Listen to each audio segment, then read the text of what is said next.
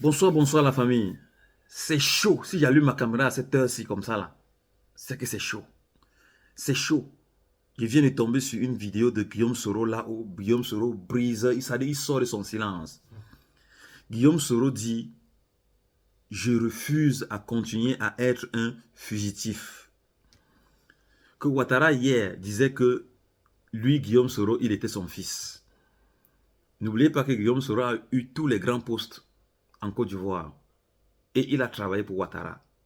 Et le jour où Guillaume Soro a dit à Ouattara que je vais abandonner le tabouret pour prendre le fauteuil là, c'est le jour là où les problèmes de Guillaume Soro ont commencé. Que dès que Guillaume Soro a fait un voyage, a fait un déplacement en Europe, à son retour, il était devenu persona non grata. Voilà comment l'exil de Guillaume Soro, les problèmes de Guillaume Soro commencent, tout simplement parce qu'il a dit « Je vais abandonner le tabouret pour attendre le fauteuil. » Ouattara dit que donc ça veut dire que c'est ma place que tu veux. Il dit que pourtant que moi j'avais déjà prédit refaire un troisième, puis un quatrième, un cinquième mandat. Hein? Et toi tu dis que non, ça peut pas marcher. Donc c'est comme ça que il veut la tête à tout prix de Guillaume Soro. En France, là où Guillaume Soro était, persécuté par Ouattara, il quitte la France. Il se réfugie en Belgique. En Belgique, Ouattara arrive toujours. Il demande aux autorités belges de ne pas renouveler son visa Schengen, qui l'autorisait à rester en Belgique. Guillaume Soro quitte la Belgique, il va aux Émirats. Ça ne suffit pas. Ouattara quitte, il va aux Émirats. En complicité avec les autorités émirates, Guillaume Soro également devient encore notre fugitif. Il quitte de là. Guillaume Soro dit il va au fin fond de l'Asie. Là, il n'a pas énuméré là où il se trouve. Parce que s'il énumère là où il se trouve, Ouattara va encore sujet. Alors, Guillaume Soro dit, la dernière fois, en transit en Turquie, Ouattara a essayé de l'arrêter et de l'extrader en Côte d'Ivoire. Malgré l'intervention du président russe, un seul coup de fil à Erdogan, le président turc, lui demandant de ne pas exécuter les ordres de la France.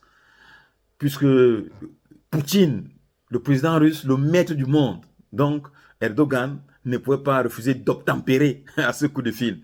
Donc, ce qui fait qu'il a fait exécution immédiate. Donc, on l'a laissé passer tranquillement, mon cher, brave frère Guillaume Soro. Alors, Guillaume Soro maintenant dit ceci, je cite, « Je refuse de continuer à être un fugitif. Je veux rentrer en Côte d'Ivoire pour vivre là où se trouvent ma femme et mes enfants et pour faire une réconciliation nationale. » Ça, ce sont les dits de Guillaume Soro. Et puis, en plus, il pousse le point plus loin. Il dit, je vais revenir en Côte d'Ivoire. Donc, c'est maintenant un gel entre Ouattara et Guillaume Soro. C'est-à-dire, moi, je suis très fier. Pourquoi? Parce que Guillaume Soro dit, je ne refuse de continuer à être un fugitif. Qu'est-ce que j'ai fait pour mériter cela? Alors, je vais vivre là où il y a ma femme et mes enfants. La famille, c'est pas moi qui le dis, hein. C'est Guillaume Soro en personne qui le dit. Suivez mon regard et regardez la vidéo, partagez, hein. Ne soyez pas égoïste, partagez, parce que Guillaume Soro est de retour en Côte d'Ivoire. Est de retour. Ça va chauffer, ça va chauffer, ça va chauffer d'air, ça va chauffer d'air. Chers compatriotes, me voici donc devant vous grâce à la magie de la technologie. Et rassurez-vous, je me porte très bien. Vous l'avez appris, M. Ouattara a tenté de m'arrêter à l'aéroport d'Istanbul et de m'extrader par la procédure d'urgence en Côte d'Ivoire le 3 novembre dernier. Ceci n'est pas discutable. Depuis ces 5 longues années, son obsession forcenée à me mettre aux arrêts ne s'est jamais flétrie. Pis, elle s'est aggravée. Après m'avoir fait condamner par une justice émasculée aux ordres, successivement à 20 ans et à perpétuité, il a entrepris de déclencher contre moi une féroce chasse internationale à l'homme en dépit des décisions de la Cour africaine des droits de l'homme et des peuples qui a annulé toutes les poursuites contre ma personne parce que, vous le savez bien, elles étaient politiquement motivées. Sachez-le, dans cette affaire, il ne s'est jamais agi de justice, mais plutôt de perfidie. En effet, déjà dans le courant de l'année 2020, précisément au mois de novembre, il a exigé de la France où je résidais mon arrestation et mon extradition. Paris, comme vous le savez, a décidé de m'interdire son territoire.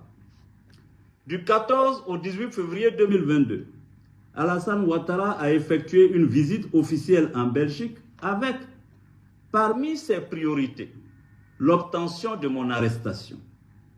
Il a expressément exigé que le visa Schengen que je détenais ne soit pas renouvelé.